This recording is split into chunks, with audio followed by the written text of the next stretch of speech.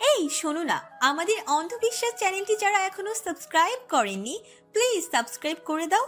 আর অল্প কিছু সাবস্ক্রাইবার হলে 1 লক্ষ পরিবার হবে। সবাই প্লিজ সাবস্ক্রাইব এবং বেশি বেশি শেয়ার করে দাও প্লিজ।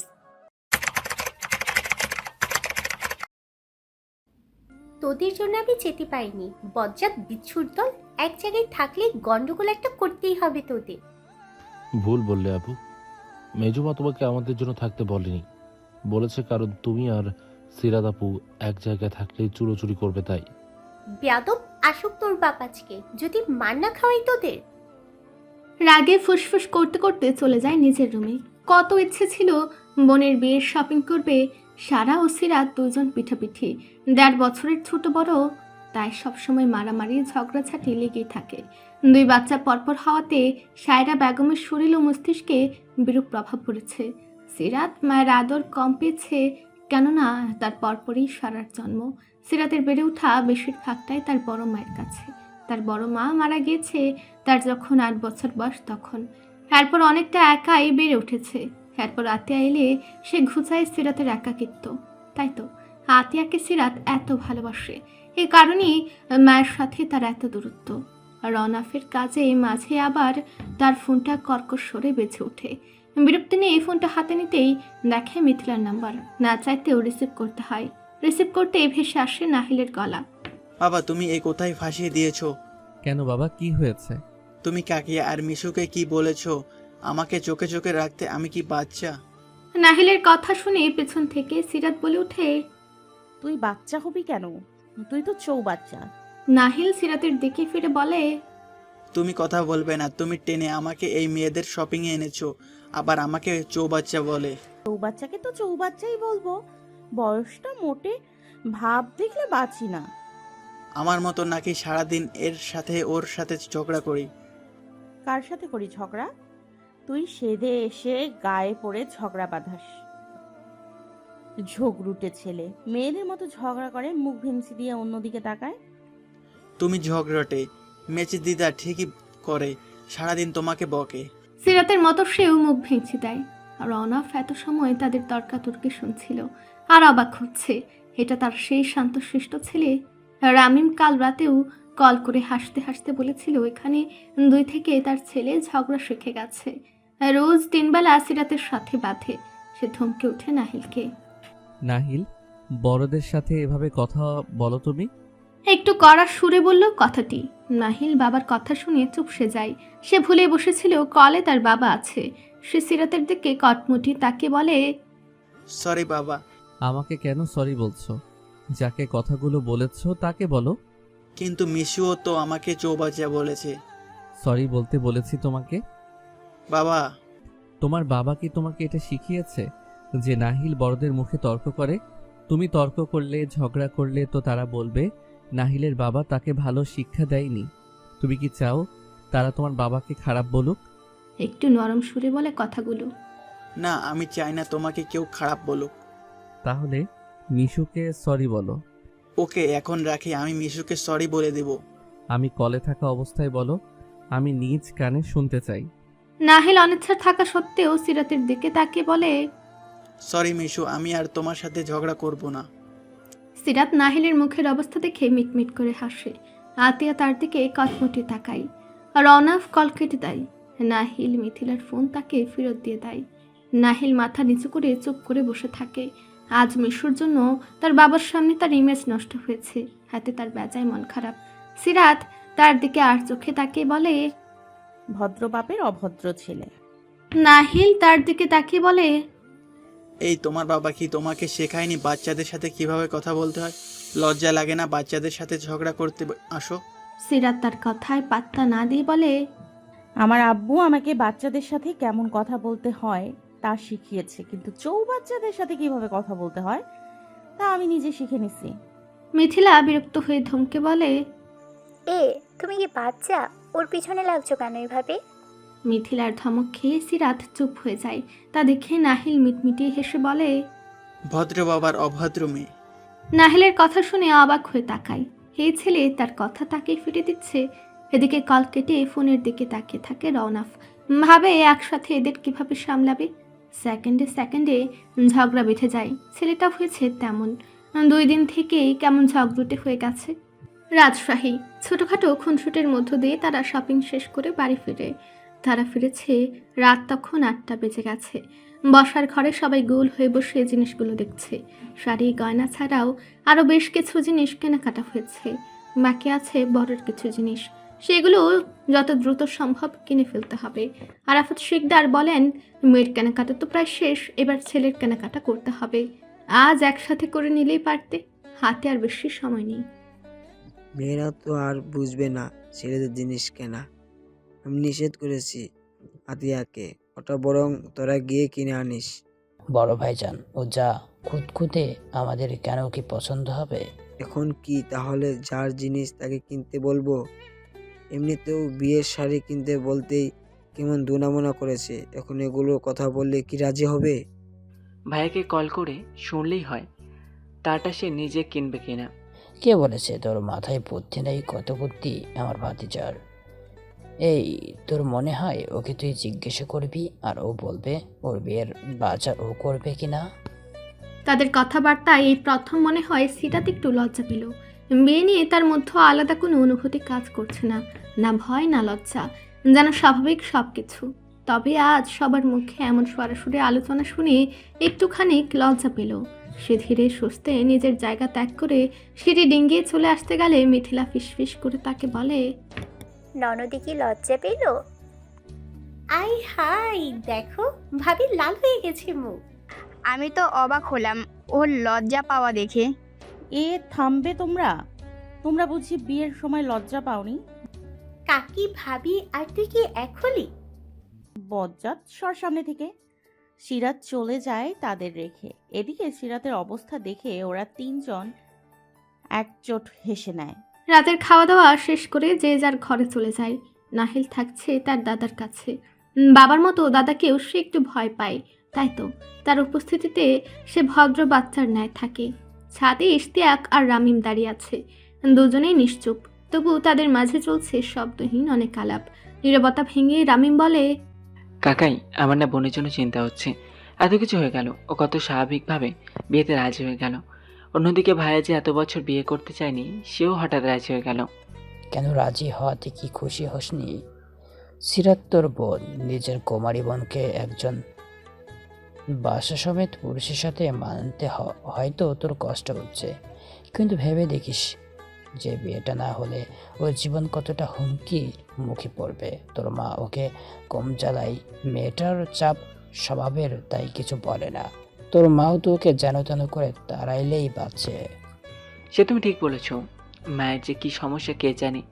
সবার বেলায় ঠিক, ওর বেলায় যত রাগ জেদ।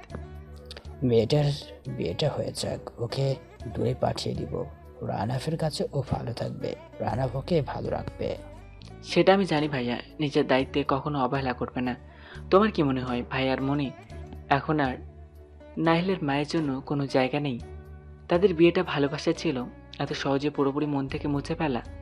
যতই ঘৃণা করুক, মনের কোথাও না কোথাও সে আছে, আর এটা নিয়েই বেশি ভয়। সিরাত অনেক বেশি আবেগপ্রবণ।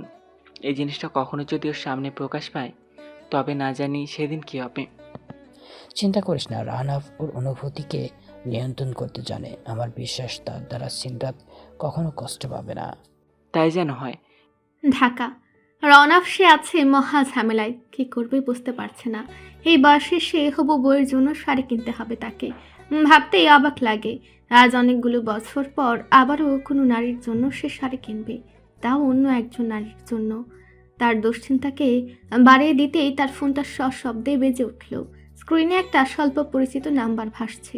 2-3 বার কথা হলেও নাম্বারটা কোনো নামে সেভ হয়নি। সে রিসিভ করে। ওপাশ থেকে পরিচিত মেয়েলি গলা ভেসে আসে। মেয়েটা আর কেউ নয়, তার হবু বউ সিরাত। আসসালামু আলাইকুম। ওয়ালাইকুম আসসালাম। কেমন আছো? আলহামদুলিল্লাহ, আপনি কেমন আছেন? আলহামদুলিল্লাহ। হঠাৎ কল দিলে যে, কোনো সমস্যা? না মানে একটা বিষয়ে কথা বলার ছিল, আপনি ফ্রি আছেন? হ্যাঁ, তুমি বলো, কি বলবে? আমি বিয়ের পরে পড়াশোনা করতে চাই। করবে, এতে সমস্যা কি? না, আম্মু বলছিল যে পড়াবে না, বিয়ের পর মেয়েদের বাইরে বাইরে ঘুরতে নেই, ছেলে মেয়ে মিশে পড়বে, শেষে একটা অঘটন ঘটাবে।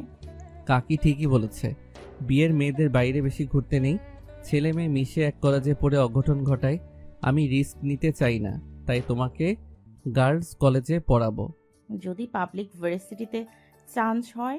চান্সটা দেবে কে? পড়াশোনার যা অবস্থা, এই পড়ায় আবার পাবলিক? শেষমেশ হয় ন্যাশনাল, না হয় প্রাইভেট ভার্সিটিতেই যেতে হবে। একটু বেশি বললেন না, আমি অতটাও খারাপ ছাত্রী না। আম্মু একটু বাড়িয়েই বলে। হ্যাঁ, আম্মুরা বাড়িয়েই বলে সব সময়, আর আম্মুর মেয়েরা সব সময় ঠিকই করে। সে যাই হোক, আগে এইচএসসি তো দাও, তারপর দেখা যাবে। কলেজেও যাও না ঠিক মতো শুনলাম। কলেজে কি যাব? বাচ্চা বাচ্চা ছেলে মেয়েদের সাথে পড়তে হচ্ছে, এর চেয়ে লজ্জার কি আছে? লজ্জার কি আছে? তুমি কি ফেল করে নিচের ক্লাসে আছো? না তো, সমস্যা ছিল তাই ইয়ার গ্যাপ পড়েছে। এতে লজ্জা পেতে হবে কেন? মুখে অমন বলা যায়। বাদ দাও, পরীক্ষার বেশি দিন নেই। বিয়ের শাদীর ঝামেলা শেষ করে মন দিয়ে পড়ো, এরপর দেখা যাবে কি করা যায়। পাবলিক না হলে প্রাইভেট গার্লসে পড়বো। শুধু মেয়েদেরটা কেন, ছেলে মেয়ে একসাথে হলে কি সমস্যা? সমস্যা কি যেন তেন? বিশাল সমস্যা। আমি ভাই বয়স্ক মানুষ, ওইসব কলেজে পড়ে যদি আমার বউয়ের আর আমাকে ভালো না লাগে, তখন যদি আমাকে রেখে অন্য কম বয়সী ছেলের সাথে চলে যায়, তখন দ্বিতীয়বার বউ হারাবো। একই ভুল বারবার করার মতো বোকা আমি নই। হ্যাঁ, সবাইকে তো এক ভাবেন। যত সব মেজাজ খারাপ করা কথাবার্তা, পড়বই না। সেই ভালো, তাহলে অন্তত চিন্তামুক্ত থাকতে পারবো। আর রেজাল্ট ভালো না হলে আমি এমনিও পড়াবো না। এখন ফোন রেখে যাও, ঘুমাও। রনব কল কেটে দেয়। সে যতই মজা করে কথাগুলো বলুক, সে বোঝে মেয়েটা কতটা দুশ্চিন্তায় আছে, অনিশ্চয়তায় আছে তার জীবন নিয়ে। তাই তো সহজ করার এই ছোট্ট প্রচেষ্টা তার। সে চায় সে যেমনই থাকুক, তার কাছের মানুষগুলো সবসময় ভালো থাকুক। পরদিন সকাল 9:30। আশরাফ দেখে তার রুমের পাশের দরজাটা এখনো খুলেনি আজ। একটু চিন্তিত হয় সে। সে যতটুকু চেনে মেয়েটাকে, তাতে এত বেলা করে কখনোই ঘুম থেকে ওঠে না। তাই সে বাধ্য হয়ে দরজার নব ঘুরে দরজাটা খুলে ভেতরে উঁকে দিয়ে দেখে রুমের মধ্যেও শুনশান নীরবতা, পর্দাগুলো আজ টেনে রাখা। সে এগিয়ে যায় বিছানার দিকে। ডান পাশে নিঃস্বাদ ঘুমিয়ে আছে, তার পাশেই উল্টো ঘুরে শুয়ে আছে নাজ, গলা অবধি কম্বল দিয়ে ঢাকা। এই গরমের মাঝেও সে এভাবে পেঁচিয়ে শুয়ে আছে দেখে চিন্তায় মাত্রা বৃদ্ধি পায়। সে নিশাদকে বার কয়েক ডাকতেই নিশাতের ঘুম আলগা হয়। মুখের সামনে বাবাকে দেখে তার গলা জোরে ধরে উঠে পড়ে। মেয়েকে তুলে কোলে নেয় সে। পাপ্পা, এত সকাল সকাল কেন রেখেছো? আমার ঘুম হয়নি। কেন পাপা, তুমি রাতে ঠিক মতো ঘুমাওনি? নো পাপ্পা, কাল মাম্মার জ্বর হয়েছিল রাতে।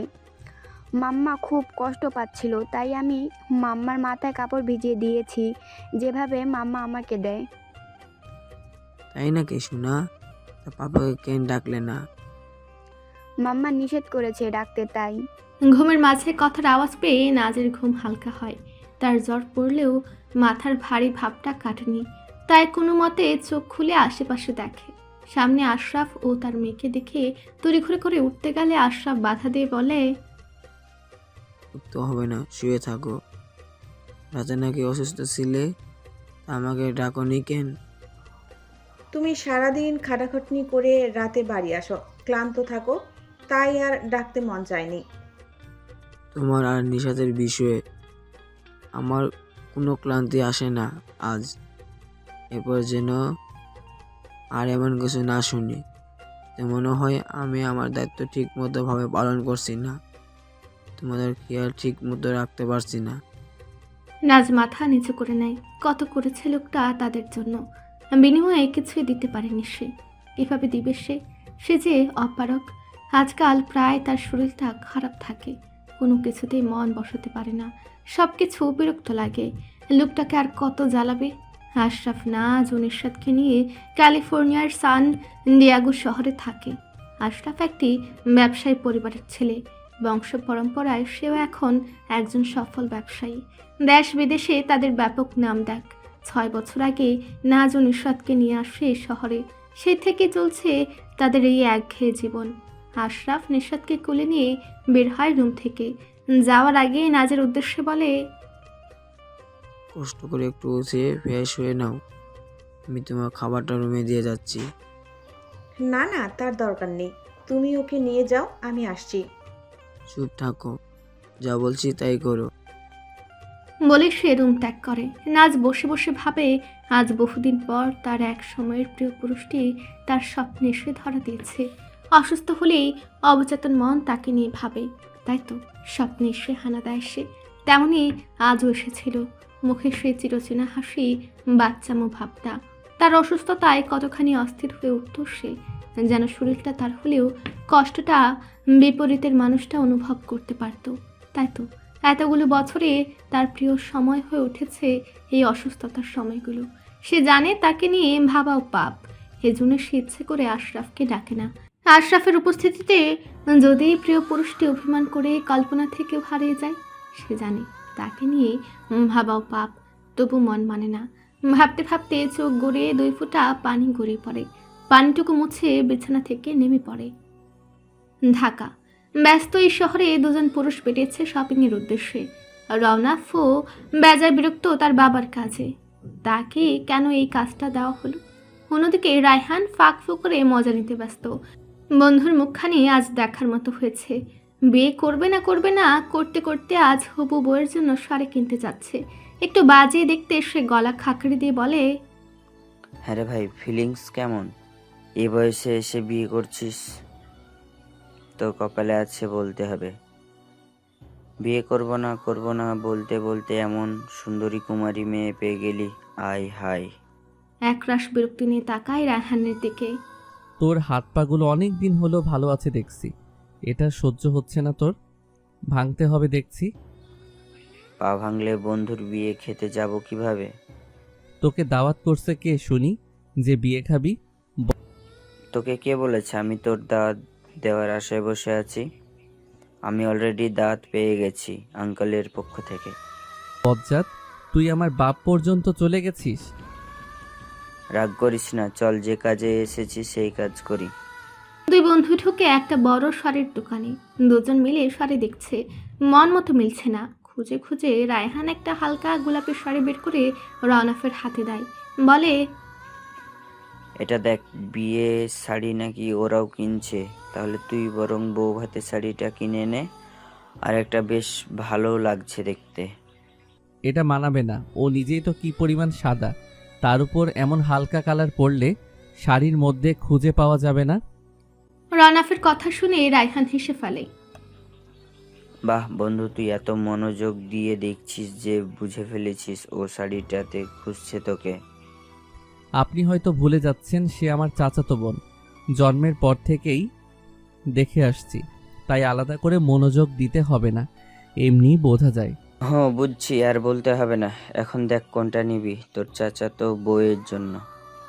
রওনাফ খুঁজে খুঁজে গাঢ় সবুজের ভেতর হালকা তামা রঙের কাজে একটা শাড়ি পছন্দ করে, সেটা কিনে নেয়। বিয়েতে সাধারণত লাল শাড়ি পরে, তবে তার কেন যেন মনে হয়েছে এটা সিরাতকে বেশি মানাবে। কেনাকাটা শেষে দুজনে বেরিয়ে পড়ে। কাল সকাল সকাল রাজশাহীর উদ্দেশ্যে রওনা করবে। পরদিন হলুদের পর শুক্রবার বিয়ে। সে শুধু চেয়েছিল কাবিন করবে, দ্বিতীয় বিয়েতে আর কি বা অনুষ্ঠান। তার চাচা ইশতিয়াক তাকে বোঝায় তার দ্বিতীয় বিয়ে হলেও সিরাতের জন্য প্রথম, তাই কিছু শখ আহ্লাদ থাকতেই পারে। সিরাতের দিকটা বিবেচনা করে সে আর কিছু বলে না। এখান থেকে গিয়ে নাহিলের সাথে কথা বলতে হবে। ছেলেটা হয়তো জানি না তার বাবার বিয়ে, কোন মুখে বলবে সে কথা যদি ছেলে তাকে ভুল বোঝে। রাত 11টা বেজে 20। রওনাফের ফোনটা দ্বিতীয়বারের মতো বেজে ওঠে। সে তড়িঘড়ি করে রুমে এসে কল রিসিভ করে। ওপাশ থেকে নারী কণ্ঠ ভেসে আসে, এক নারী কণ্ঠ। সকাল থেকে শেখদার বাড়িতে শুরু হয়েছে অন্যরকম আমেজ। অতিথিরা আসতে শুরু করেছে। অতিথি বলতে কেবল কাছের কয়েকজনকেই দাওয়াত করা হয়েছে। তার মধ্যে একজন রওনাফের বোন রাবেয়া, বাড়ির বড় মেয়ে। তার কদরটা অন্যরকম। স্বামীর সাথে চট্টগ্রামে থাকে। ভাইয়ের বিয়ের খবর শুনে দেরি না করে চলে এসেছে। সাথে আছে তার স্বামী আহসান কবির, পেশায় একজন প্রফেসর। সারা সিঁড়ি থেকে নামছে। বাসার ঘরে রাবেয়াকে দেখে সারা এক প্রকার দৌড়ে গিয়ে ঝাপটে ধরে তাকে। আপু, কখন আসছো তুমি? এত লেট করলে কেন? তোমাকে তো আরো 2 দিন আগে বলেছি। তোর ভাইয়া ছুটি ম্যানেজ করতে একটু সময় লাগছে। সিরাত কই? ও রুমে আছে, যাও গিয়ে ফ্রেশ হয়ে বিশ্রাম নাও, রাতে আজ ধামাকা হবে। কি ধামাকা শুনি, কোনো খিচুড়ি পাকাচ্ছিস? এই কোনো খিচুড়ি বিরিয়ানি না, সব প্ল্যান ভাবি আর কাকিয়ার। করবিটা কি? সারা রাবেয়ার কানে কানে কিছু বলে। রাবেয়া একটু ঘাবড়ে যায়, বলে, আব্বু কাকারা জানে?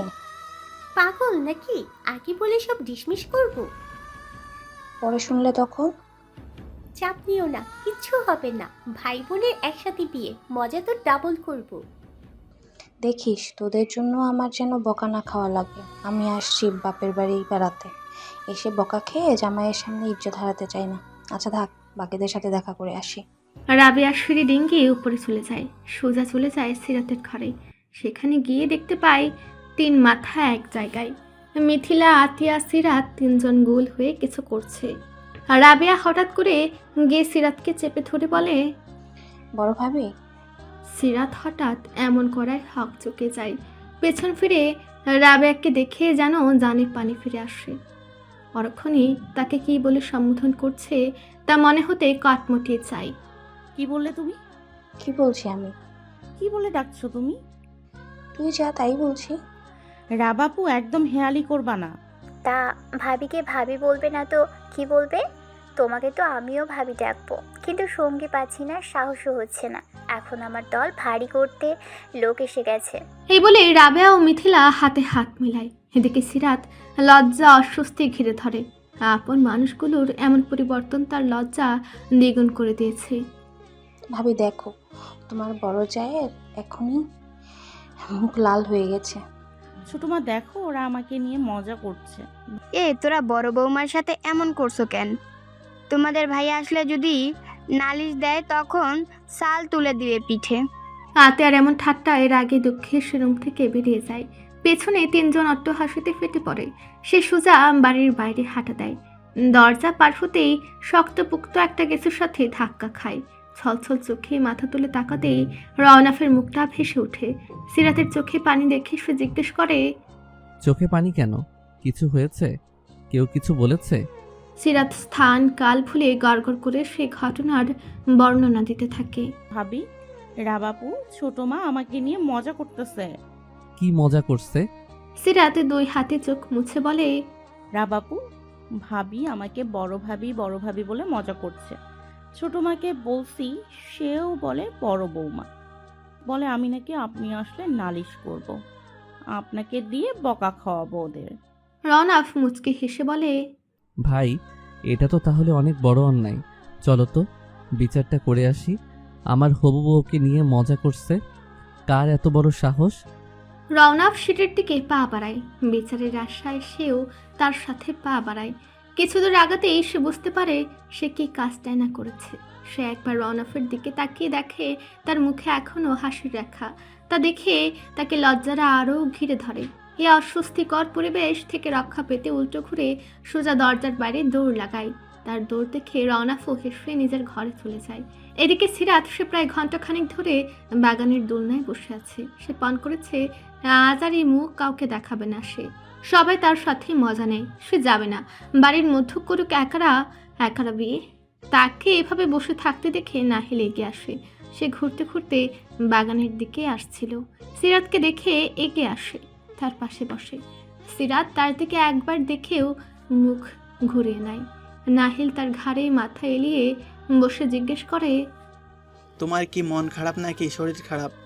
তোকে বলবো না, তুইও সবার মতো মজা নিবি। না, মজা করব না, প্রমিস। বলো তুমি। ভাবি, তোর রাবা, ফুপু, ছোট দাদি সবাই মজা করতেছে আমার বিয়ে নিয়ে। তোর বাপ সেদে এসে শুনলো, সেও মজা করলো আমার সাথে। বলে সিরাত নাহিলের মাথা সরে এসে নাহিলের ঘাড়ে মাথা রাখে। নাহিল তার মুখে হাত বুলিয়ে বলে, থাক, কষ্ট পেও না। ওর তো বোঝেও না যে কাউকে নিয়ে মজা করতে হয় না। বসাই চলো। না, তুই যা, আমি এখানেই থাকবো। কেউ মজা করবে না তোমাকে নিয়ে, আমি নিষেধ করে দেবো ওদের। তুমি চলো, আমার সাথে সাথে থাকবা। নাহিল সিরাতকে বুঝিয়ে শুনিয়ে নিয়ে যায় বাড়ির মধ্যে। তাকে নিয়ে যায় তার ঘরে। সেখানে আপাতত কেউ নেই। সে সিরাতকে রেখে বাবার ঘরের দিকে যায়। বাবার ঘরে গিয়ে দেখে রওনা বিছানায় উল্টো ঘুরে শুয়ে আছে। সে চুপে চুপে বিছানার কাছে যায়। গিয়ে বিছানায় উঠে রওনাফের পাশ ঘেঁষে তাকে 2 হাতে জড়িয়ে শুয়ে পড়ে। ছোট ছোট হাতের আলিঙ্গনে রওনাফের কাঁচা ঘুম ভেঙে যায়। পাশ ফিরে দেখে এটা তার ছেলে। 3 দিন পর ছেলেকে দেখে সেও তাকে জড়িয়ে ধরে 2 হাতে, টেনে বুকের উপরে নিয়ে আসে। নাহিল বাবার বুকে শুয়ে তার মুখে হাত বোলাতে থাকে। বাবার কি মন খারাপ? না, কেন মনে হলো তোমার যে আমার মন খারাপ? আমার বাবা তো তার বাবার কাছে এসে এত চুপ থাকে না। তার তো বাবার কাছে এলে মুখে ফুলঝুরি ফোটে। কি হয়েছে?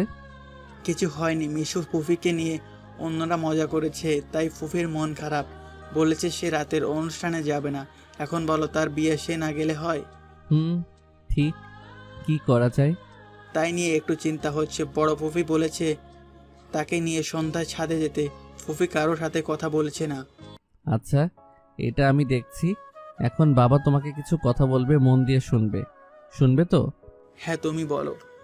মিশুকে তোমার কেমন লাগে? কেমন লাগবে ভালো, কিন্তু একটু অবুঝ, মজা করে বোঝে না, ছোট মানুষ একদম। ছোট মানুষ? তুমি তো বড়। ভাবছি ওকে আমার সাথে করে আম্মুর ঢাকার বাসায় নিয়ে যাব। কেমন হবে? খুব ভালো হবে বাবা। তুমি জানো যে দিদা কত বকে ওকে।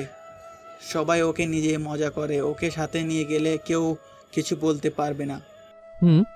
সে যদি তোমার মাম্মা হয়ে সাথে যায় তাহলে কেমন হয়? ও কিভাবে মাম্মা হবে? বাবা ওকে তোমার মাম্মা বানাতে চাই। তুমি মিশুকে মাম্মা বলবে। কিন্তু বাবা, তোমার দাদু দিদারা চাই মিশু যেন নাহিলের মাম্মা হয়। আমি জানি আমার ছোট নেই, সে বুঝবে, তাই তোমাকে বলছি। তোমার দাদু দিদারা মিশুর সাথে তোমার বাবার বিয়ে দিয়ে মিশুকে তোমার মাম্মা বানাতে চাচ্ছে। সবাই চাই রওনাফ উপর নিচ মাথা নাড়ায়। নাহিল আবার বলে, মিশু কি আমাদের সাথে থাকলে সব সময় আমাদের মাম্মার মতো চলে যাবে না তো আমাদের রেখে? না সোনা, মিশু আমাদের সাথেই থাকবে সব সময়। ওকে আমরা কোথাও যেতে দেব না, যেতে চাইলেও আটকে রাখবো। আচ্ছা, ওকে আমরা আটকে রাখবো, একা একা বের হতে দেব না। যদি আগে মাম্মার মতো হারিয়ে যায়? ও তো ছোট, বোঝে না, রাস্তাও চিনবে না। তুমি সব সময় ওকে চোখে চোখে রাখবে, কখনো একা ছাড়বে না। এরপর আরো কিছু সময় দুজনের কথা হয়। রওনাফ ছেলেকে বুকে জড়িয়ে স্বস্তির নিঃশ্বাস নেয়। তার বুকের উপর থেকে যেন একটা পাথর সরে গেল। সন্ধ্যায় সবাই জড়ো হয়েছে সিরাতের রুমে। সে ছাদে যেতে নারাজ, সবার সাথে রেগে আছে। সবাই জোরাজুরি করে, কিন্তু সে রাজি হয় না। সবার মাঝে নাহিলও ছিল। সে এগিয়ে সিরাতের পাশে বসে, মাথায় হাত বুলিয়ে বলে, এভাবে রাগ করলে হয়? তুমি ওদের উপর রাগ করে এত সুন্দর অনুষ্ঠান নষ্ট করবে? দেখবে, চলো, আমরা কত সুন্দর করে সাজিয়েছি, চলো না। যাব না, ওদের সাথে কোনো ভাব নাই। ওদের সাথে ভাব করতে হবে না। বাবা বলেছে তোমাকে আমার মাম্মা বানাবে, তাই তুমি আমার সাথে ভাব করেই চলো। আমি আর তুমি মজা করব। সিরাত নাহিলের কথা শুনে অবাক হয়। রওনাফ এই কথা বলেছে ওকে। ছেলেটাও কি সহজে মেনে নিয়েছে। সে তো ভয়ে ছিল। ছেলেটা আবার উল্টো কষ্ট না পেয়ে বসে এসব শুনে। সে নাহিলের মুখের দিকে তাকিয়ে মেনে নেয় সবার কথা। একে একে লেহেঙ্গা গহনা পরিয়ে হালকা সাজানো হয় সিরাতকে। আজ বাড়ির ছেলে মেয়েরা মিলে মেহেন্দি অনুষ্ঠানের আয়োজন করেছে। আজমল শিকদার ও আরাফাত শিকদার প্রথমেই মানতে না চাইলেও রামিম ও ইশতিয়াকের জোড়াজুড়িতে চুপ হয়ে যায়। সাজানো শেষে সিরাতকে নেওয়া হয় তাদের ছাদের দিকে। ছিমছাম ছাদটা আর রমরমা পরিবেশ, চারদিকে আলো যেন রাতের আধারকে মুছে দিয়েছে। এক পাশে ছুটে করে প্যান্ডেল করা হয়েছে, সেখানে মেহেদির আয়োজন করা হয়েছে। অন্য পাশে ছোট পরিসরে স্টেজ করা হয়েছে, সেখানে নাচ গান হবে। সেখানে বাড়ির ছোট সদস্যদের পাশাপাশি আছে সিরাতের ফুফাতো ভাই মাশরাফি ও তার বোন মাহিরা। মাহিরা সারার সমবয়সী। মাশরাফির বয়স 26 বছর। পড়াশোনা শেষ করে বাবার ব্যবসা দেখছে। সিরাতের হাতে মেহেদি পরাচ্ছে মিথিলা। এত তাড়াহুড়োর মাঝে মেহেন্দি আর্টিস্ট পাওয়া যায়নি। মিথিলার মেহেদি দেওয়ার হাত ভালো, তাই তাকে দেওয়া হয়েছে দায়িত্ব। স্টেজে তখন চলছে সারা মাহিরার ডান্স। দুজনে বেশ ভালো নাচে। এরপরে মাশরাফি, রামিম ও ইয়াসের পালা। এর মাঝে রাবেয়া উঠে যায়। সিঁড়ি বেয়ে সোজা চলে যায় ভাইয়ের ঘরে। রাবেয়া ও রামিম প্রায় সমবয়সী, 1-2 বছরের পার্থক্য। সে রওনাফের ঘরের সামনে এসে দেখে দরজা হালকা ভিড়ানো আছে। সে দরজা ঠেলে ভেতরে ঢুকলো। রুমের কোথাও ভাইকে না দেখে ব্যালকনিতে যায়। গিয়ে দেখে রওনাফ বারান্দার একপাশে পাতানো চেয়ারে গা এলিয়ে বসে আছে চোখ বুঝে। রাবেয়া ভাইয়ের কাছে গিয়ে তার ঘাড়ে হাত রাখে। কারো হাতের স্পর্শ পেয়ে চোখ খুলে তাকায় রওনাফ। রাবেয়াকে দেখে বলে, তুই এখানে? ছাদে অনুষ্ঠান হচ্ছে, তা রেখে এখানে কি? অনুষ্ঠান তো তোমার আর সিরাতের জন্য, তুমি যাওনি কেন সেখানে? মাথাটা ধরেছে একটু, তুই যা, নাহিলের খেয়াল রাখবি। রাবেয়া এগিয়ে সে ভাইয়ের একদম কাছে দাঁড়ায়। ভাইয়ের মাথায় হাত বুলিয়ে বলে, কি হয়েছে তোমার? এমন করছো কেন? তুমি কি চিন্তিত কিছু নেই? রাবা বোন, কিছু হয়নি আমার, এত চিন্তা করতে হবে না তোর। ভাইয়ের বিয়েতে আনন্দ কর। এমন মুখ ভার করে রাখছিস কেন? যার বিয়ে তার দেখলে কি ভালো লাগবে? তা যার বিয়ে সে যদি দেখে তারপর এভাবে মুখ ভার করে রেখেছে, ওর খারাপ লাগবে না? তুমি যাচ্ছ না কেন ছাদে? ওর তো খারাপ লাগে। কি করে যাব বল, মনটা অস্থির অস্থির লাগছে। ওর চোখে চোখ মেলাতে ভয় হয়, যদি কিছু ভুল ধরা পড়ে যায় ওর চোখে। এভাবে কতদিন মুখ লুকিয়ে রাখবে? ও তোমার বউ হবে, স্বামী স্ত্রীর সম্পর্কটা কেমন তা নিশ্চয়ই আলাদা করে বোঝাতে হবে না? সব জেনে বুঝে এমন বাচ্চামো ধারণা ধরে বসে থাকলে চলবে? কি করব বল, এই চিন্তায় আমার ঘুম হারাম করে দিচ্ছে যে আমি কি পারবো ওর সব দায়িত্ব সঠিকভাবে পালন করতে? আমি পারবো তো ওকে ভালো রাখতে? ওর যদি কখনো মনে হয় আমি ওকে গুরুত্ব দিচ্ছি না, আদর্শ স্বামী হতে পারছে না, তখন কি করব?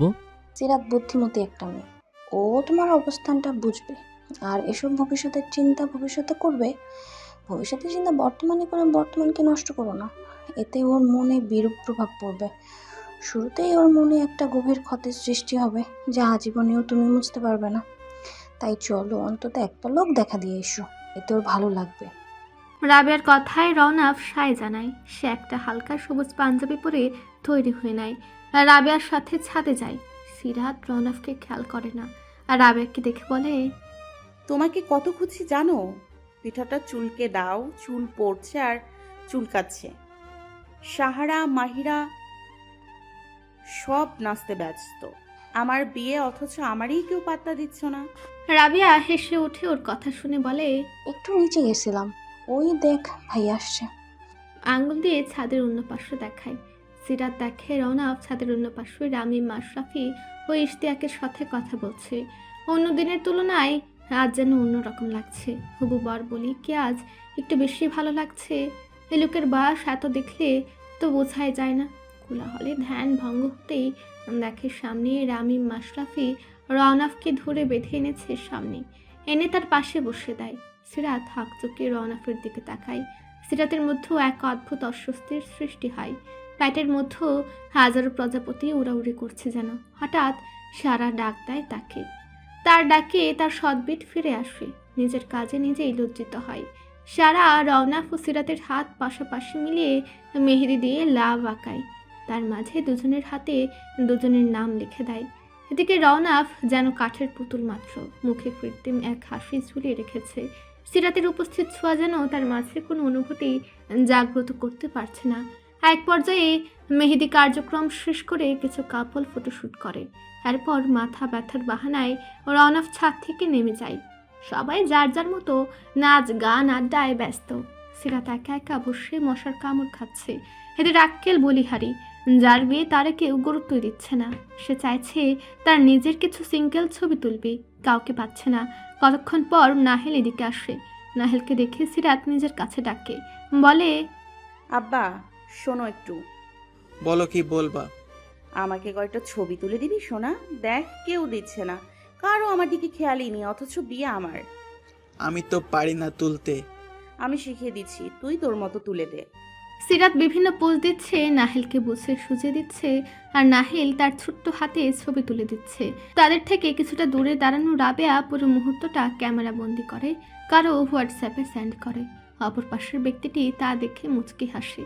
বারান্দার রেলিংয়ে হাত ছড়িয়ে আকাশে তাকিয়ে দীর্ঘশ্বাস ছেড়ে বলে, আমাকে শক্তি দাও প্রভু, আমাকে এই যন্ত্রণা থেকে মুক্তি দাও।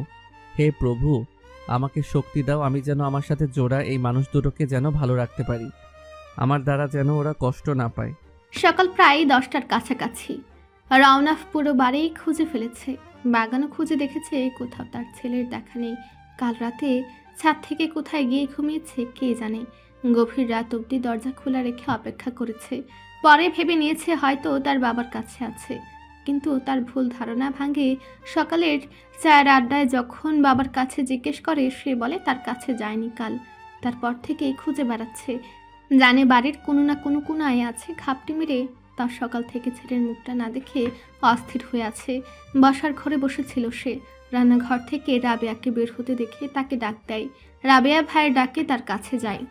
নাহিলকে দেখছিস? কোথায় আছে ও? রাতেও ঘুমাতে যায়নি আমার কাছে। ভাইয়া, ও আমাদের সাথে ছিল, সিরাতের রুমে ঘুমিয়েছে। বাচ্চারা সব একসাথেই আছে, এখনো ঘুম সব। এত বেলা হয়ে গেছে এখনো ঘুম? ডাকছি না কেন ওদের? ভাইয়া, কাল অনেক রাত পর্যন্ত আড্ডা দিয়েছে সবাই, তাই এখন সব ঘুমাচ্ছে। যা গিয়ে ডেকে নিয়ে আয়। এখানে এসে ছেলেটা বাদর হয়ে গেছে, আড়ালে আবডালে থেকে থেকে বদমাইশি করে বেড়াচ্ছে। রাবেয়া ভাইয়ের কথা শুনে মুখ লুকিয়ে হাসে, বলে, এভাবে বলো না, ঢাকায় তো একাই থাকে, কোনো খেলার সাথে নেই। এখানে এসছে কয়েকদিনের জন্য, একটু আনন্দ করতে দাও। রওনাফ একটা দীর্ঘশ্বাস ফেলে বলে, যা ডেকে তোল, বলবি সোজা যেন আমার ঘরে যায়। আচ্ছা ডেকে দিচ্ছি, বকবে না কিন্তু। রওনাফ সিঁড়ির দিকে পা বাড়ায়। এই বাড়িতে থেকে নাহিলকে কিছু বলা যায় না, তাই তো শাসনের অভাবে বাদর হয়ে যাচ্ছে। এত বাদর তো তার ছেলে না, সে নিজের ঘরে চলে যায়। এদিকে রাবেয়া চলে যায় সিরাতের রুমে। সেখানে নিয়ে দেখে সারা, নাহিল, ইয়াশ একজন একজনকে জাপটে ধরে শুয়ে আছে। খাটের এক মাথায় নাহিল, সে সারাকে জাপটে আছে। সারার হাত পা সব তার গায়ের উপরে, ছেলেটাকে চ্যাপটা বানিয়ে ফেলছে। খাটে সারা, নাহিল, মিথিলা আর ইয়াশ ঘুমিয়েছে।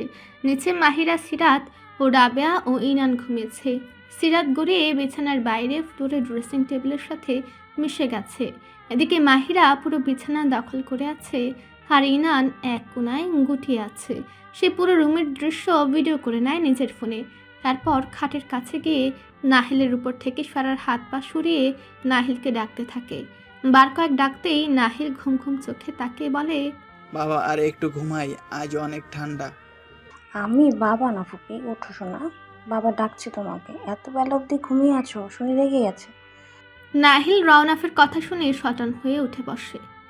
কয়টা বাজে ফুফি? 10টা বাজলো বললে এত তাড়াতাড়ি সোজা বাবার কাছে যাবে? দেরি করবে না, না হলে আরো রেগে যাবে। নাহিল বিছানা থেকে নেমে এক দৌড় দেয় বাবার ঘরের দিকে।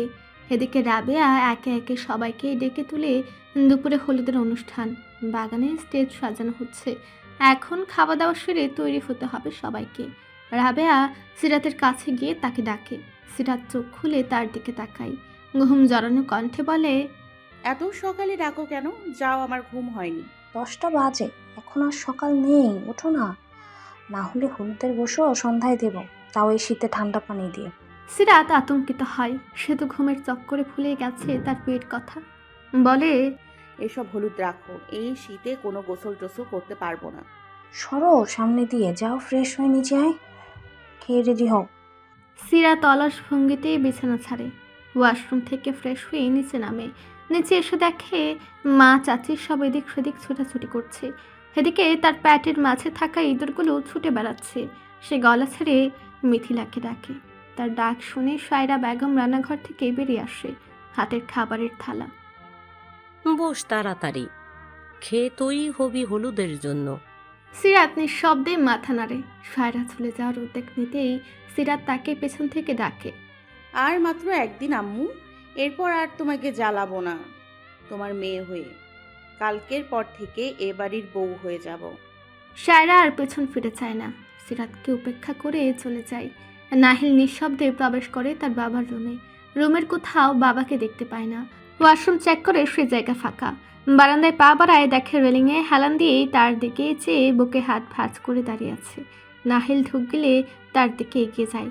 কাছাকাছি যেতে রওনাফ বলে, কয়টা বাজে এখন? নাহিল মাথা নিচু করে জবাব দেয়, 10টা বাজে। এখন কি সকাল?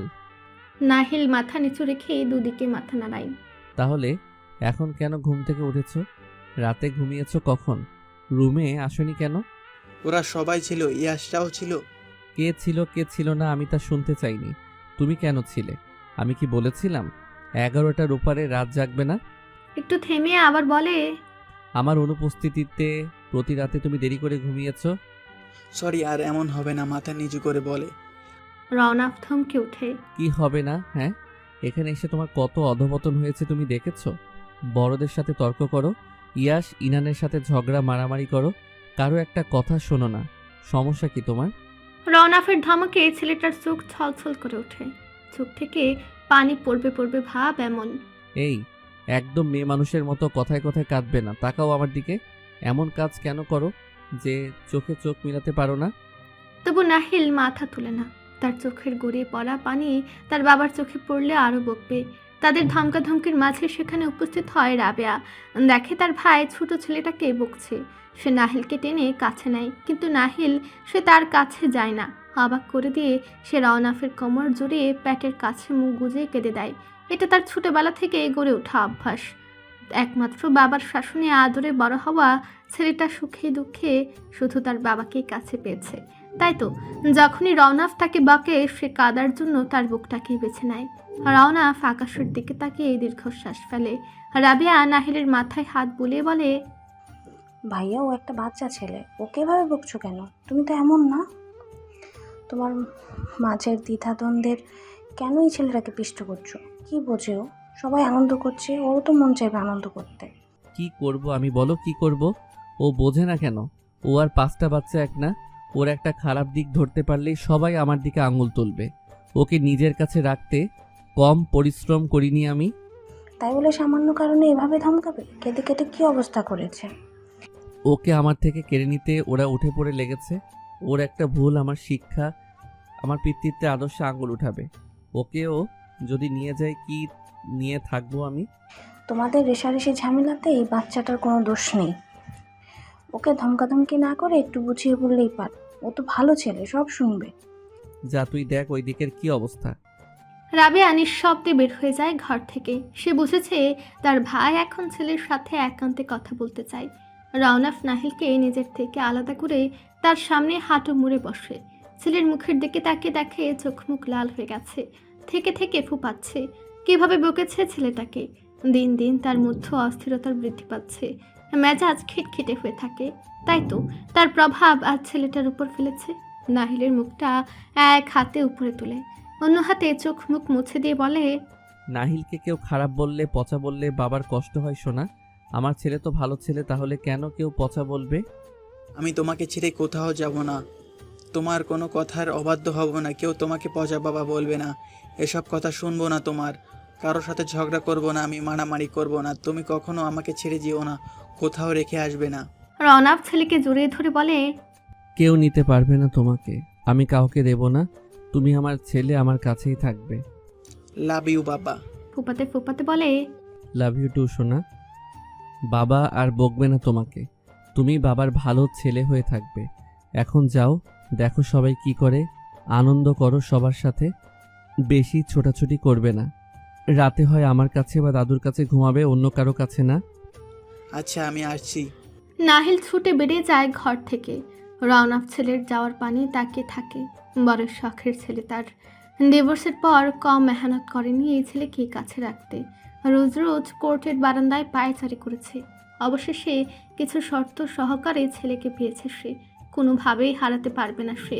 তার একাকিত্বের সঙ্গী তার ভালো থাকার কারণ, তার ভালোবাসার অংশ। সিরাতকে সাজিয়ে বাগানে করা স্টেজে এনে বসানো হয়েছে। সেখানে উপস্থিত রয়েছে বাড়ির সকলে।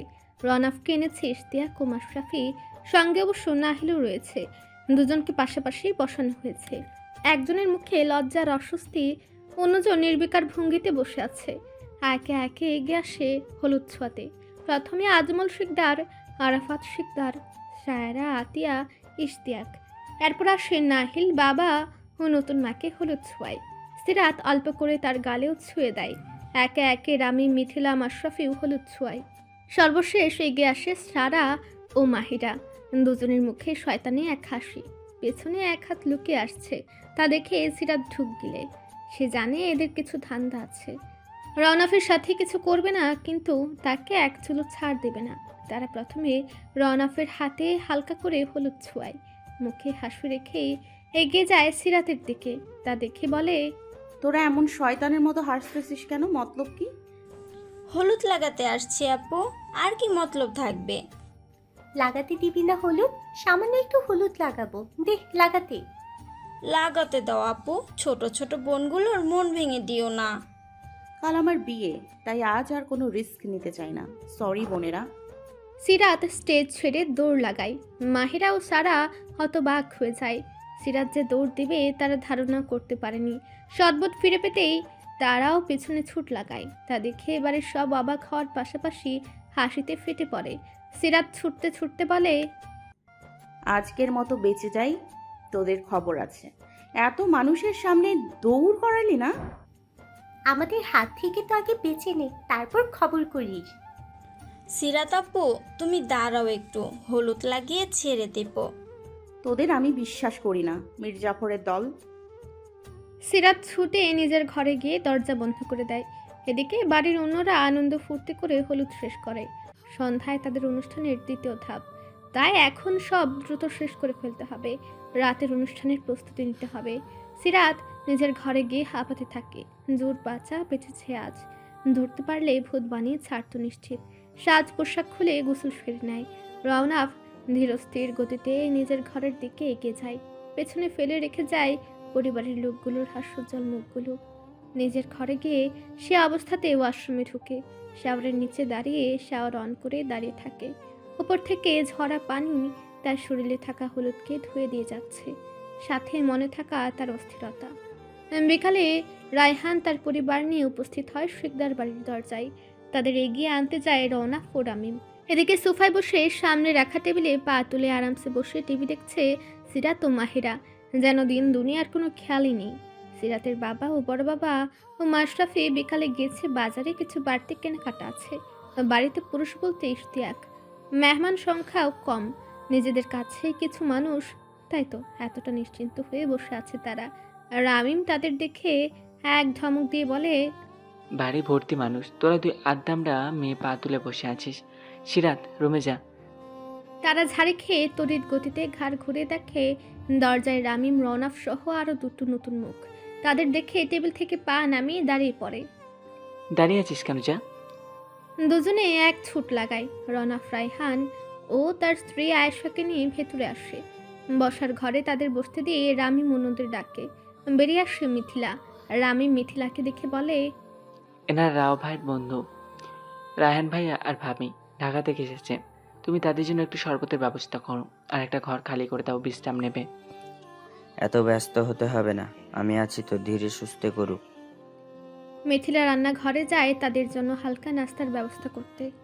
তোরা বস, আমি একটু ফ্রেশ হয়ে আসি। ভাইয়ের সাথে পরিচয় করাবি না? ডাক, একটু কথা বলি। বস, আসলি মাত্র, পরেও পরিচিত হতে পারবি। রওনাফ নিজের ঘরে চলে যায়। সে চলে যাওয়ার পরপরই আজমল শিকদার, আরাফাত শিকদার বাড়িতে আসেন। আরাফাত শিকদার শায়রা বেগম ও আতিয়াকে ডাকেন বাজারগুলো বুঝে নেওয়ার জন্য। শায়রা ও আতিয়া আসে। আজমল শিকদার রায়হানকে দেখে এগিয়ে যান। আসসালামু আলাইকুম আঙ্কেল, ভালো আছেন? ওয়ালাইকুম আসসালাম, আলহামদুলিল্লাহ। এই কি আমাদের বৌমা? জি আঙ্কেল। মাশাল্লাহ। আম্মু, আপনার নামটা কি? আয়শা আরজু। এই যে দেখেছেন, এ আমার ভাই প্লাস হবু বেয়াই। পাশে দাঁড়ানো আরাফাত শিকদারকে উদ্দেশ্য করে বলে। আয়েশা তার কথার ভঙ্গিমায় হেসে ফেলে। সে বলে, আসসালামু আলাইকুম আঙ্কেল। ওয়ালাইকুম আসসালাম। টুকটাক সবার সাথে পরিচিত হয়। সন্ধ্যার পরপর বাগানে যেন চাঁদের হাট বসেছে। রং বেরঙের বাতি ফুল দিয়ে সাজানো বাগান। এক কোণে করা হয়েছে ছোট করে স্টেজ, তাতে লেখা রওনাফ মিশকাতের হলুদ সন্ধ্যা। রওনাফ ইতিমধ্যে হাজির হয়েছে বাগানে, আত্মীয় স্বজনদের সাথে কুশলাদি বিনিময় করছে। এদিকে সিরাতের রুমে রমরম অবস্থা। সব সুন্দরীরা আজ এখানে এক হয়েছে। সিরাতকে আজ সদ্য ফুটা ফুলের মতো লাগছে, স্নিগ্ধ ও শীতল লাগছে। হলুদ সবুজ মিশেল সাধারণ কাজের লেহেঙ্গার সাথে ফুলের গয়না, মুখে হালকা কৃত্রিম মেকআপের প্রলেপ যেন তার সৌন্দর্য শতগুণ বাড়িয়ে দিয়েছে। এর মাঝে দরজা খুলে প্রবেশ করে ইলা, চৈতি। তাদের দেখে সিরাত মুখ ঘুরিয়ে নেয়। তারা এগিয়ে এসে সিরাতকে জড়িয়ে ধরে বলে, বেবি, তোকে আজ হার্ট অ্যাটাক করার মতন সুন্দর লাগতেছে। ভাই, আমি ছেলে হলে কোনো শিকদারকে গোনায় ধরতাম না, সোজা তুলে নিয়ে যেতাম। ছাড় ভণ্ডগুলা, এখন আসছে ঢং দেখাতে। তোদের তো আমি 2 দিন আগে বলছি, কাল না এসে আজ আসছিস কেন? বাসায় ম্যানেজ করতে একদিন দেরি হয়েছে, সরি রে। সারা ওইলা মিথিলা মিলে সিরাতকে নিয়ে যায় অনুষ্ঠান স্থলে। তাকে দেখে সবার মাঝে উল্লাস ফুটে ওঠে। রওনাফও ঘুরে সেদিকে তাকায়। পাশে থাকা রায়হান বলে, তোর বউ কপাল দেখিস সেই এক একটা বউ মাস্টারপিস। না ভাই, ভাবি আসলে সুন্দর আছে, যদিও একটু ছোট, কিন্তু কেমন চেনা চেনা লাগছে, কোথায় যেন দেখেছি। বাড়ি ঢুকে ড্রয়িং রুমে যে দুটোকে দেখছিস তার মধ্যের একটা। রায়হান ঘাড় ঘুরে রওনাফের দিকে তাকায়। তখন বললি না কেন? পাগল আমি, নিজের পায়ে নিজে কুড়াল মারবো। আরাফাত শিকদার ও আজমল শিকদার এগিয়ে যায় সিরাতের দিকে। দুজনে 2 হাত বাড়িয়ে দেয়। সিরাত তাদের 2 হাত ধরে স্টেজের দিকে এগিয়ে যায়। স্টেজে নিয়ে বসানো হয় তাকে। ইশতিয়াক তাকে দেখে বলে, মাশাআল্লাহ, আমার আম্মুটাকে অনেক সুন্দর লাগছে। ধন্যবাদ কাকাই। ছোট মা কই? কতক্ষণ ধরে দেখছি না। পাশে দাঁড়ানো সারার কানে কথাটা পৌঁছায়। তার মুখে আধার নামে। আজকের দিনটাও তার মেয়ে তাকে না খুঁজে বাকি সবাইকে খুঁজে। দোষটা কাকে দেবে? দোষ তো তারই। মেয়েকে কাছে টানেনি কখনো। একে একে অনুষ্ঠানের কার্যক্রম শুরু হয়। নাচ গান আড্ডার মাঝেই রাত বাড়তে থাকে। এদিকে সিরাত উসখুস করছে। পাশে বসা রওনাফও তা দেখে বলে, কোনো সমস্যা? আসলে ভাইয়া, আমি কয়টা সিঙ্গেল ফটো তুলবো, কাউকে পাচ্ছি না, সবাই সবার কাজ নিয়ে ব্যস্ত। আপনি একটু তুলে দেবেন? বেশি না, মাত্র 2-4টা। এখন প্লিজ দেন না, বিয়েতে যা সালামি পাবো তার 50% আপনাকে দিব, দেন না তুলে। রওনাফ বেজায় বিরক্ত হয়। তাও চুপ থেকে বলে, দিচ্ছি, ফোন দাও। আপনারটা দিয়ে তুলে দেন না, আমার কম দামি ফোনের ক্যামেরা, ভালো হবে না ছবি। রওনাফ নিজের ফোনটা বের করে সোফায় বসা সিরাতের বেশ কিছু ছবি তুলে দেয়। ছবি তোলা শেষে আবারও নিজের জায়গায় বসে। ফোন পকেটে রাখতেই সিরাত বলে, দেখি কি তুলেছেন। এখন দেখতে হবে না, পরে দেখো। প্লিজ একটু দেখি। চুপ করে বসো, সবাই কেমন করে দেখছে, আমি পরে হোয়াটসঅ্যাপে পাঠিয়ে দেব, এখন চুপ থাকো। সিরাত আর কোনো কথা বলে না। একটু দেখালে কি হতো? আর মানুষ আর চোখে দেখুক আর সোজা চোখেই, তারা কি খারাপ কাজ করছে নাকি? বাড়ির আনাচে কানাচে আনন্দের হাট বসেছে যেন। ছোট বড় সবার মনেই আজ খুশির জোয়ার। খুশির ভাটা পড়েছে কেবল বাড়ির মেজুগিন্নি সায়রার মুখে। মেয়েটাকে দূরে সরিয়ে রাখতে রাখতে এতটাই দূরে সরে গেছে যেন একই বাড়িতে অপরিচিত জন। এ দূরত্ব একদিনে তৈরি হয়নি, বছরের পর বছরের অবহেলায় তৈরি হয়েছে। সায়রা বেগম হাতে একটা ফটো বুক, যাতে ছড়িয়ে ছিটিয়ে আছে পরিবারের প্রতিটা সদস্যের ছবি। পাতা উল্টাতে উল্টাতে চোখ আটকায় একটা বাচ্চা মেয়ের ছবিতে। এক মনে তাকিয়ে থাকে ছবিটির দিকে, কড়া নাড়ে অতীতের দরজায়। এই তো সেদিন সায়রা খবর অনুভব করতে পারলেও তার মাঝে নতুন এক সত্তার উপস্থিতি। কেটে যায় 9টা মাস। কুল জোরে আসে ফুটফুটে এক রাজকন্যা। এসে খেলে কেটে যায় 4টা মাস। এর মধ্যে আবার বুঝতে পারে সে আবারও মা হতে চলেছে। এরপর ধীরে ধীরেই তার রাজকন্যা মিশকাতের সিরাত প্রতি টানটা কমে আসে। দিন দিন বাচ্চা কান্না রাত জাগা তার কাছে বিরক্তির কারণ হয়ে ওঠে। সে তিক্ততা এতটাই বেড়ে যায় যে তার ওইটুকু বাচ্চার গায়ে হাত পর্যন্ত তুলতে 2 বার ভাবে না। প্রেগনেন্সির সময় যত বাড়তে থাকে সিরাতও বড় হতে থাকে, হাত পা ছুটতে শেখে। তখন মাঝে মাঝেই সায়রা বেগমের পেটে লাথি বসিয়ে দিত, যা সহ্য করতে না পেরে ঠান্ডা ফ্লোরে রেখে দিয়ে ঘুমিয়ে থাকে। কাঁদতে কাঁদতে বাচ্চাটার গলা বসে যায়। ঘরের দরজা বন্ধ থাকায় কেউ টের পায় না সে কান্নার আওয়াজ। সন্ধ্যায় যখন বড়জা রবিনা দরজায় বারবার কয়েক কড়া নাড়ে, সায়রা ভারী শরীর নিয়ে উঠে দরজা খুলে দেয়। রবিনা ভেতরের দৃশ্য দেখে আটকে উঠে সাথে সাথেই বাচ্চাটাকে তুলে বুকে জড়িয়ে নেয়। সায়রার গালে সজোরে চর বসায়। বাচ্চাটার পুরো শরীর বরফ হয়ে গেছে। তুমি কি মানুষ? এতটুকু একটা বাচ্চাকে এভাবে ঠান্ডার মধ্যে ফ্লোরে শুয়ে রেখেছো? সায়রা ছলছল চোখে বলে, ও কাঁদে কেন? একটুও শান্তি দেয় না, তাই ফেলে রেখেছি। ও খিদেতে কেঁদেছে, খাওয়ালেই তো শান্ত হয়ে যায়। মা হয়ে এতটুকু বোঝো না? কেমন মা তুমি? আবার পেটে একটা ধরে বসে আছো। ধরো খাওয়াও, ওকে খাইয়ে দাও, আমি নিয়ে যাবো এসে। নিয়ে যাও তুমি। সারাদিন এত খিদে লাগে ওর, রাখবো না আমার কাছে, নিয়ে যাও ওকে। ও বাচ্চা, ওকে নিয়ে আমি কি খাওয়াবো? একটু খাইয়ে দাও, আমি নিয়ে যাব বললাম তো। সেদিন সায়রাকে জোরাজুরি করলেও সে খাওয়ায় না। এরপর থেকেই সিরাতকে তার থেকে দূরে রাখা হয়। যখন মন ভালো থাকে তখন মেয়েকে বুকে জড়িয়ে রাখে, আর যখন মন খারাপ থাকে তখন মেয়েকে চোখেও দেখতে পারে না। তখন থেকেই একটু একটু করে ফর্মুলা খাওয়ানো শুরু করে। দিন দিন তার মানসিক স্বাস্থ্যের অবনতি ঘটে। পরিবারের লোকজন বুঝতে পারে সে মানসিকভাবে অসুস্থ। সারার জন্ম হয়। এবার সায়রার দিন কাটে ছোট মেয়ে সারাকে নিয়ে, আর সিরাত বড় হতে থাকে বড় মা রুবিনার কাছে। এভাবেই 8টা বছর কাটে।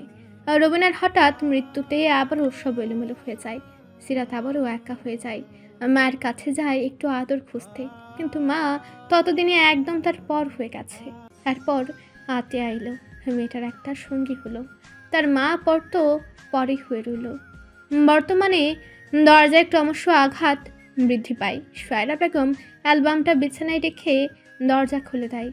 বাইরে দাঁড়িয়ে আছে তার বড় মেয়ে সিরাত, হাতে একটা লাল খয়েরি বেনারসি, কাচুমাচু মুখ করে দাঁড়িয়ে আছে। কিছু বলবি? আসলে আম্মু, এই শাড়িটা একটু পরিয়ে দেবে? সবাই যার যার কাজে ব্যস্ত। ছোট মায়ের পরিয়ে দেওয়ার কথা ছিল, সে তোমার কাছে পাঠিয়েছে, দিবা পরিয়ে? আসো ভিতরে। সিরাত শাড়ি নিয়ে ভেতরে ঢুকে। সায়রা বেগমও রুমে ঢুকে দরজা লাগিয়ে দেয়। আলগোছে অ্যালবামটা সরে রাখে তুষকের নিচে।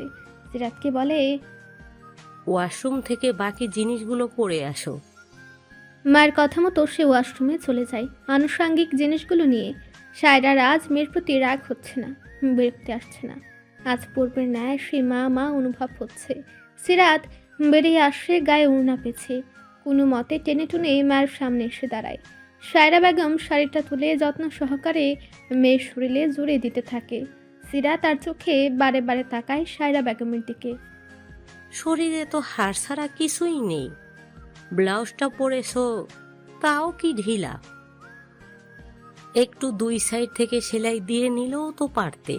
আসলে তখন তো বুঝিনি, দর্জি তাড়াহুড়ো করে বানিয়েছে। কাল সন্ধ্যায় ভাইয়া গিয়ে নিয়ে এসছে, পরে দেখিনি তখন। এখন তো চাপাবো সে সময়ও নেই। কোন কাজ তোমার বুঝে থাকে? এমন একটা দিন নিয়েও এত হেলা ফেলা। শাড়ি পরানো শেষ। সায়রা বেগম একটু দূরে দাঁড়িয়ে মেয়ের মাথা থেকে পা পর্যন্ত চোখ বুলিয়ে নেয়। কোমর সমান চুলগুলো একটা কাঁটার সাহায্যে আটকে রাখা। সাজসজ্জাহীন ফর্সা শরীরে শাড়িটা যেন ফুটে উঠেছে। মনে মনে মাশাআল্লাহ বলতেও ভুল করে না। আয়নায় দেখো ঠিকঠাক আছে কিনা। সিরাত আয়নায় নিজের প্রতিবিম্ব দেখে। নিজের এই নতুন রূপ দেখে নিজে চমকে যায়। সে আস্তে আস্তে দরজা খুলে বেরিয়ে যায়। এতক্ষণ পর সায়রা বেগমের মেয়ের প্রতি রাগ হয়। কত বড় বেআক্কেল, যার আজ বিয়ে সে কিনা বিয়ের শাড়ি পরে বাড়ির মধ্যে টই টই করবে। সিরাত মায়ের রুম থেকে বের হয়ে আশপাশটা দেখে নেয়। না, আশেপাশে কাউকে দেখা যাচ্ছে না। এই সুযোগে এসে ছুট লাগায় নিজের ঘরেই। এখনও তার সাজসজ্জা করা বাকি, সেগুলোর জন্য নিজের রুমে যেতে হবে। শাড়ি পরে ধীরে সুস্থে সিঁড়ি দিয়ে উঠতে থাকে। দোতলার করিডোরে উঠতে কারো মুখোমুখি হয়। আর কেউ না, তারই হবু বর রওনাফ শিকদার। এক বাড়িতে বিয়ে হলে এই সমস্যা, আসতে যেতে কপালে কপালে বাড়ি খেতে হয়। সিরাত মনে মনে বিরক্ত হয় এটা নিয়ে, মুখে কিছু বলে না। এদিকে এই প্রথম বোধ হয় রওনাফ শিকদারের মনে ভিন্ন কোনো অনুভূতির আভাস পাওয়া যায়। এক মুহূর্তের জন্য শ্বাস তার গলায় আটকে গেছে যেন। সে তো রওনাফ শিকদার, নিজের অনুভূতিতে লাগাম টানতে জানে সে। পর মুহূর্তেই নিজেকে সামলে নিয়ে সিরাতের উদ্দেশ্যে বলে, এভাবে বাড়ির মধ্যে ঘুরঘুর করছো কেন? কোথায় মানুষ বাড়ি আসে বউ দেখতে, কিন্তু এখানে তো দেখছি বউ স্বয়ং ঘুরে ঘুরে নিজেকে দেখিয়ে বেড়াচ্ছে। লজ্জায় তার মাথা কাটা যাচ্ছে। সে মাথা নিচু করে বলে, আমি আম্মুর কাছে শাড়ি পরতে গিয়েছিলাম, জানতাম না কি এভাবে সামনে পড়ে যাব। সোজা ঘরে যাবে। এই নিচু মাথা যেন বাসর ঘরে ঘুমটা তোলার আগে আর উঁচু না হয়। আর একটা কথা, এই রূপে যেন আর কেউ না দেখে। বলে সে দ্রুত পাশ কাটিয়ে চলে যায়। এখানে বেশি সময় থাকা মানেই বিপদ। সন্ধ্যা তখন 7টা। বাড়ির মেয়েরা তখন বউ সাজাতে ব্যস্ত। যত দ্রুত সম্ভব বউ নিয়ে যেতে হবে স্টেজে। বাড়ির বড়রা তারা দিচ্ছে। জোহরের পরপর কাবিনের কথা থাকলেও কিছু জটিলতার কারণে তা রাত 9টায় ঠিক করা হয়েছে। রাউনাফ নিজ রুমে বসে তৈরি হচ্ছে। সাধারণ একটা সাদা পাঞ্জাবি জড়িয়েছে গায়ে। এই তো আর কিছু সময়, এরপর সারা জীবনের জন্য জুড়ে যাবে অন্য একটা মানুষের সাথে। মুছে যাবে আগের একটা মানুষের অস্তিত্ব। ভাবতে ভাবতে তৈরি হয়ে নেয়। আয়নার সামনে যেয়ে নিজেকে একবার দেখে নেয়। কিছুটা সময় পর আর তাকে শুধু নাহিলের বাবা নয়, অন্য একজনের স্বামী হয়ে যাবে। তারপর রওনাফ শিকদারের সব কিছু বদলে যাবে।